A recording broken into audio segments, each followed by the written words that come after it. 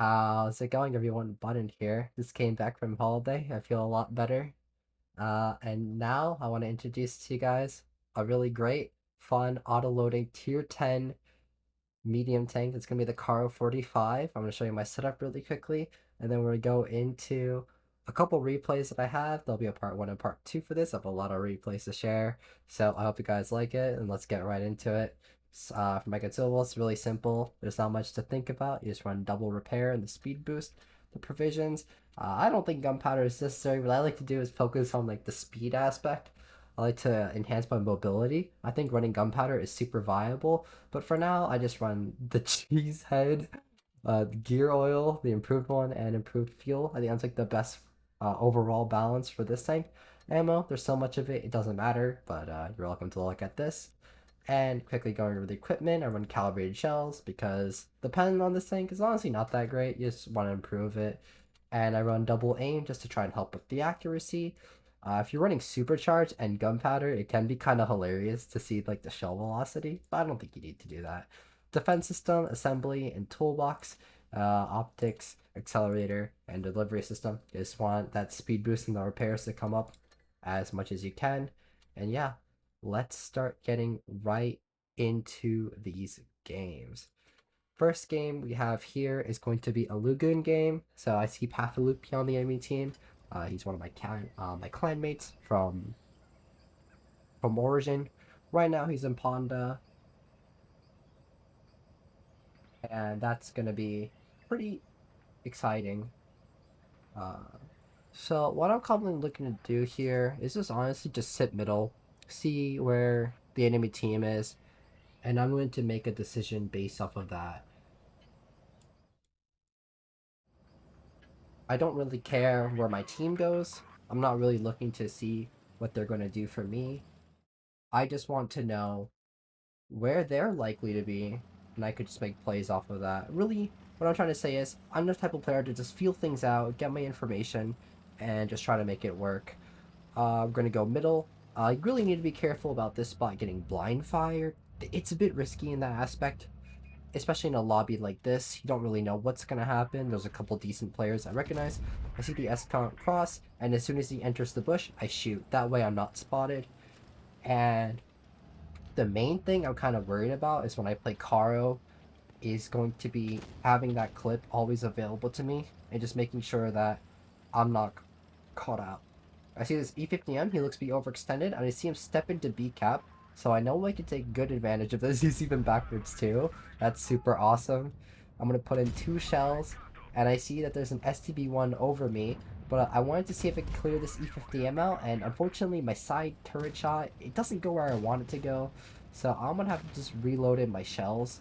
And I see Paffy here, he's come flanking behind. What I'm going to do is I'm just going to see if I can get around him, maybe block a shell for my teammate. And now, it's kind of awkward, because Paffy's got all of his hit points still, and I got all my clip back. I'm going to go for a hatch shot here. And luckily for me, my 215B is going to come and help, which means that I don't have to waste my emergency cell, potentially eat another cell. And right now, it looks to be pretty stable. So I'm just going to wait it out and just make sure I'm on a good reload and make sure I get all my shells back. When you're playing in the Carro, I think it's a skill to know when to relax, or when to just chill. And now that I have my shells, I can be aggressive again, and I can kind of start making plays.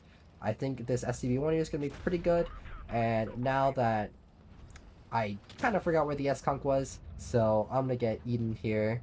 This STB-1 is kind of giving me a slower play. I want to try and reload all my shells in, but unfortunately, I am not in a good spot. I do get the extra shell in, and it's going to be 3,600 damage. That's going to be pretty good to start with. I know I helped out my team there a lot, and they're going to be able to clean this up. This is pretty easy for anyone to clear up, so, overall, a good first game to start with. I really liked in that game, you just eat the pressure, wait for the enemy team to make a mistake, and then you're able to come in, do what needs to be done, just and absolutely have a great time.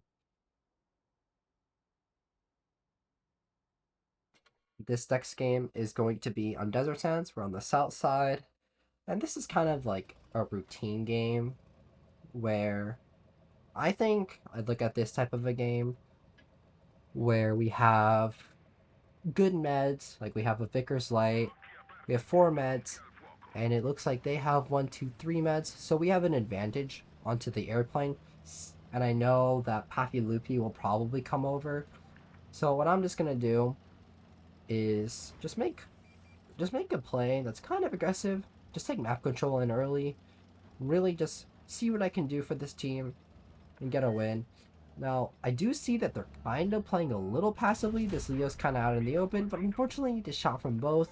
That's kind of the downside of playing an airplane where it's very, very passive.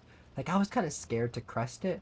But now that we have this E6 coming in through under, and it does look like they're kind of out of position, especially with this LT he's trying to run. We definitely have opportunities to punish. We're going to put another shell in.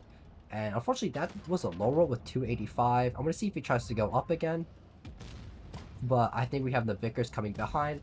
And because I wasn't able to shoot him, this was a good opportunity for me to reload. Now I have all my shells back and I'm able to clip. I'm going to use HE for the Leo. And we're just going to collapse on this Carro, get the kill, and this has turned into a really easy game. Now this game, I was placed in a situation where the teammates were good. We had a clear advantage and we were able to make a play like that. You're going to have games like this where I think they're objectively easy to win. Unfortunate bounce there on the 114 SB2. And we're just going to aim in another shell into the rails. Always make sure that we keep our bottom shell. And now we're going to reload hopefully all of our shells in. They have these 3 healthy tier 10 heavy tanks that we can take advantage of. And a 114 SB2. Maybe someone else is going to kill that. And I'm just going to be really patient, make sure I get all my shells back, and now I'm going to start dumping. And we're going to do great here. We're going to get 2 in, and at this point, we have 4 against 2. It seems to be really likely that I need to see to start clipping, but I'm waiting for the S-Conk to shoot. He shoots, and I'm just going to go right in to look for an HE onto the Rhino. And that's going to be 4K and 1 kills. Overall, a really decent game. I'm very, very happy with that kind of result. I think we did good. We got the airplane control. We were able to just maintain the space and use that to our advantage. That's going to be top damage again. I was pretty happy with those kind of results, to be honest.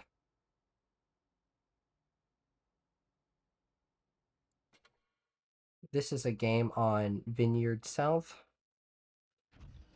This is kind of an interesting game where, I'm going to be honest, Vineyards South is kind of I really think it has an advantage. Southside does have an advantage, but this tank's honestly not that fast, and it's kind of risky to make aggressive plays.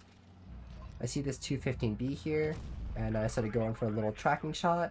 I wanted a little more, so I'm going to go for it again, and there you go. I bleed in 2, and I'm just going to put in a 3rd.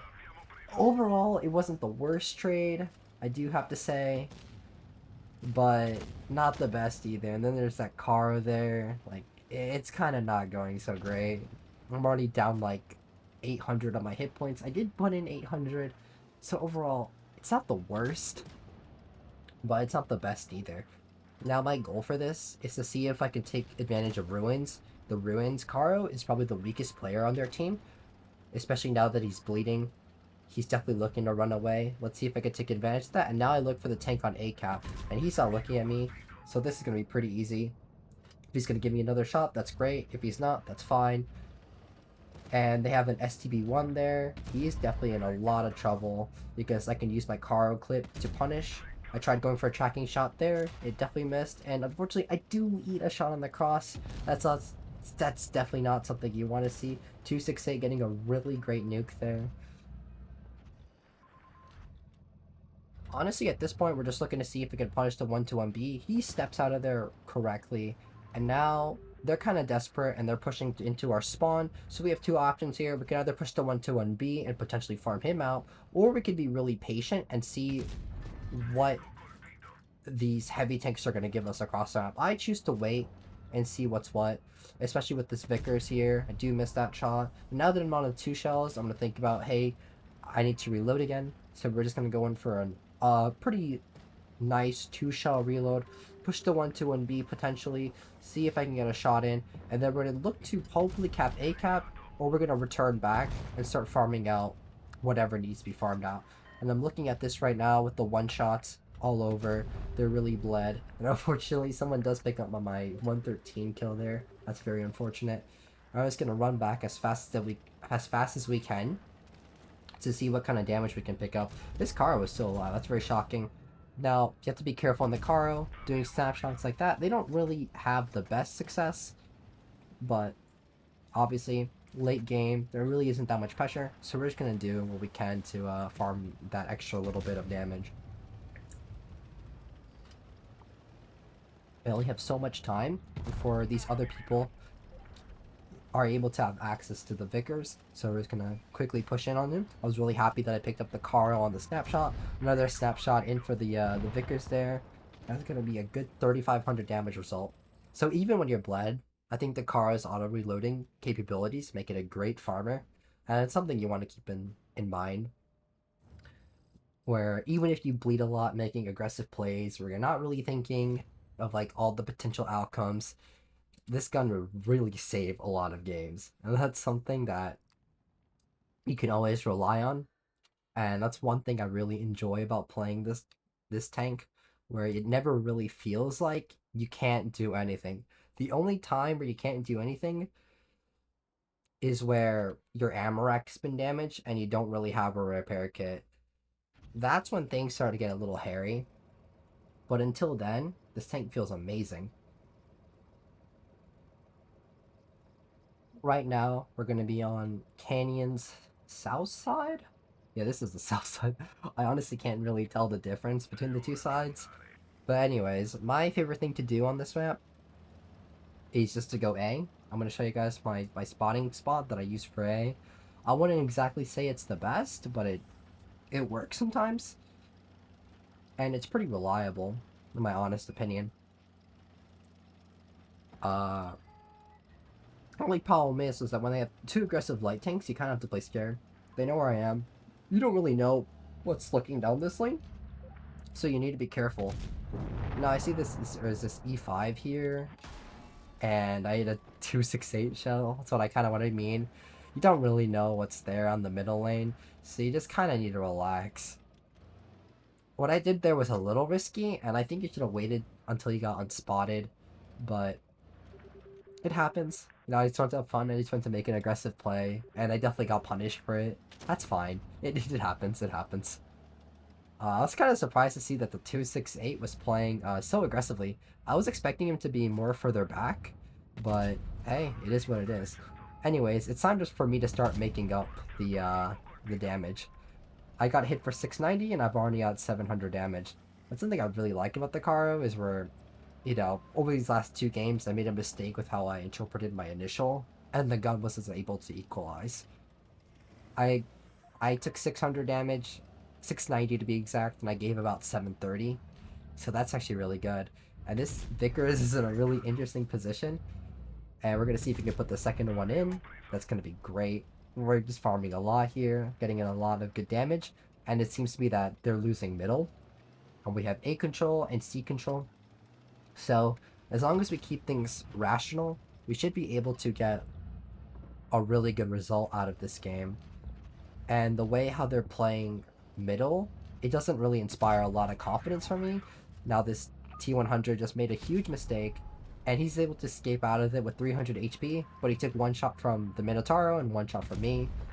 And we're going to put 1 shot into the S-Conk. And I haven't been so good with my clip management here. I don't think the clip management's too necessary for a game like this, but we're just going to clear out this T100 LT with a shell. We just got shot by the Vickers across the map. But as long as we keep the bottom shell, I think we're okay. Now, what we're going to be really looking for here is the E5 and the Badger, because we know we shot the Vickers earlier, so we're going to want to be looking for the most exciting of tanks. And the exciting tanks generally have the most hit points, so we're just going to ignore the Vickers. He's hard to kill anyways, because he's the fastest. And we're just going to go right into whatever tanks just has hit points, whether it's the Badger or the E5. We're going to be killing something that has a lot of just whatever's easier for us, really. We don't want to make this game too difficult, but luckily this Vickers is out in the open. We're going to put in 2 shells, and we're going to see as we path up the hill, the shells will reload for us, and that's going to allow us to, well, clear out these tanks. This E5 is low. We're going to wait till our 4 shell to come in. I just did that as insurance. I don't think you needed to wait for all your shells. I think you could just fire on the 3rd. This Badger's pushing away from me, which is really sad, but we're just going to pick up the kill. That's going to be 3,600 damage and 3 kills. I think in this game, basically no matter what happened, I think I would have won. But the fact that this tank, because I was playing this tank, I was able to find so much damage so quickly. I was putting in a lot of 2 shell bursts into a lot of the tanks, whether it was the Vickers. I wouldn't exactly say about the T100. The E5, we put in a nice burst there. Overall, like we were just finding damage really slowly, and because the alpha on this tank is so good with its 380 alpha, we're just able to do a lot of damage really quickly, and just honestly just get the results that we need.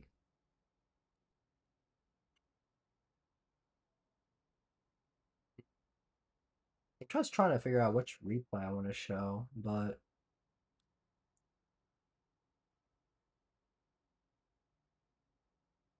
I think I want to show this one. So this is a Fort Despair north side game. We're just gonna go play our standard spot where we just look at the middle bush. We're just gonna chill, see what we can do, see what we can look at. I think the spot doesn't really require too much, and I was kind of see that the Lorraine made it there so quickly, but it's okay, it happens. And we're just gonna quickly come in under, and just see what kind of escape routes we have. I don't really want to play so aggressively on the windows anymore, so I'm just gonna look to see what other options I have, and definitely we're not gonna be peeking into a side scraping VK70, a VK90. We don't really have much help here. I only see the E5 in front of me, so hopefully the E5 can keep him distracted, but in the back of my head I'm thinking I should really play the elbow and just start looking to farming our spawn. I think that's going to be a really good idea. We're able to catch the T22 on the cross. He's going to be looking to push in. Another shell in. That misses. And I do want one more. And unfortunately, Kron's kind of blocking me. And I think that's good. We're just going to reload all of our shells here. And just make sure that we're going to be in a position where we're just relaxed. We have our eyes open. And I do see that the 777 and the VK90 is pushing up. And now it's really important that we have all of our shells reloaded so we can try protecting our E5. We're going to protect our E5 by being aggressive. We're going to do it a little aggressive cheek shot. These shots are a little tricky. Now this one's pretty easy. And we're just going to punish this VK90. He doesn't really have much opportunities to block my shots. And now that they're pushing up, we're going to go behind our heavy tanks to make sure that they eat the push for us. Because we are the most important tank on our team. We want to make sure that being alive, we're able to guarantee our team the win. And unfortunately, these heavy tanks, they're kind of in a stalemate right now. What's really going to open this up is my flank. We're going to get behind them, and we're just going to cause a lot of damage really quickly. I think I should go for the 777 first, because he's the tier 10 tank. And we're just going to do just that. We're going to track him twice, really punish him. And I'm going to try to see if I can reload, but I do see that the Foch is there. So I kind of can't. And unfortunately, he does get a shot into me. So does the Lorraine. And now we're going to go for a full clip reload. And now we're ready to clip out this Lorraine. I don't want to track the Lorraine here because I don't really want my teammates to shoot him now that he's behind the corner. We're just going to dump him out. And that's going to be a good result. Now, all that's left is to farm the Foch 155. I don't really know where he's looking. I'm a one shot. I don't really want to bleed for this. It's a little scary. And yeah, we're just going to let our teammates have him. Maybe I can get the kill here. That's what I was thinking. But unfortunately, I wasn't really ready for it. So I'm pretty okay with that.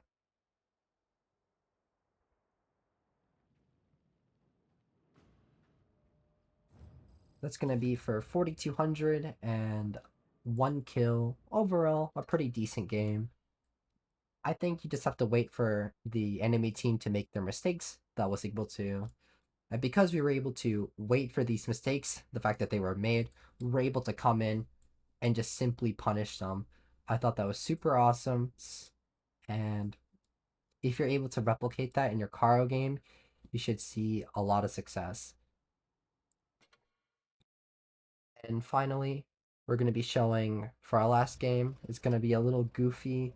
It's a Dead Rail Northside game. We're just going to be looking to go, hopefully, on the seaside, see what we can see, just farm it out, and just get the win. Or hopefully not lose. Really, we're just looking for the best possible outcome. That's really important. I like to just come up to the seaside here. I notice there's a lot of action all over. We see that the heavy tanks are on the heavy side generally. This car is playing under. We don't know where the tank destroyers are. There's tanks on our left, there's tanks on our right, and that little angle there, you can use it to blind shot. Just see what's what. This Murat's going for an aggressive peek. I tried looking for him. I think I shouldn't have gone for the blind shot while there's like these meds peeking. Our TPP gets the kill across. And what I like to do, normally speak on these Dead Roll games, is just let's let my teammates feel out the aggression, get the pressure. And unfortunately, I'm already being threatened with the report for this game. That's not that good.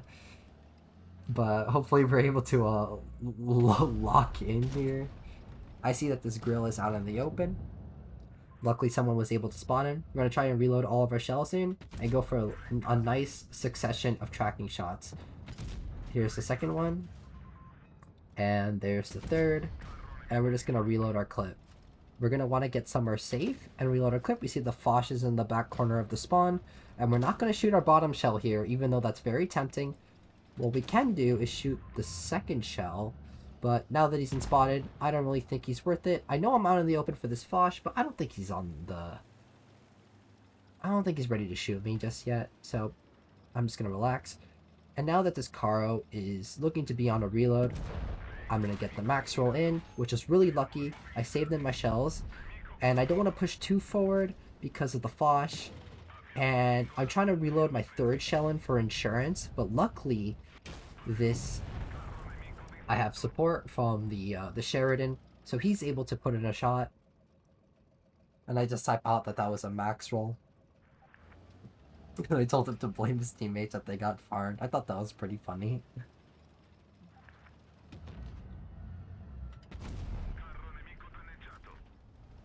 And he kind of agrees with that. That's kind of the philosophy I have with these max rolls. I can't tell what this eyes for is looking for me, but I think it eventually determined that he's looking away.